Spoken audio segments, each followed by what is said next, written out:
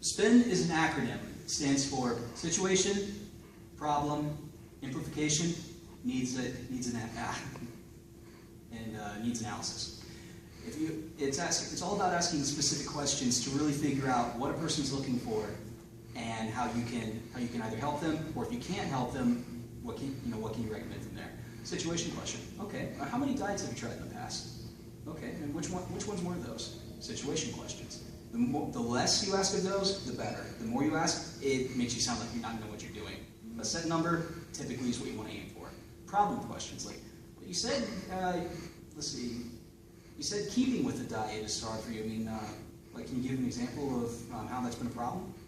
Oh, so you try to work out on a certain pattern. If that flow pattern gets disrupted, you fall out of sync. Okay. For amplification, I mean, how difficult has that been for you? I mean, I'm sure you've made progress, but I mean, if you fall out of sync, what happens? You fell back to exactly where you were. I totally understand. Like an amplification question, if you have an implied need, that's one thing, like saying, I have a drinking problem. But if that means nothing. If a guy says, I have a drinking problem and I want to get help, that's an explicit need, and you want to target someone who flat out states, I have a problem and I want to fix it. And needs analysis. Well, focusing on what you've told me, you need a system that you can stick with, and you need a system that works. Here's what we can do for you. That's a needs analysis.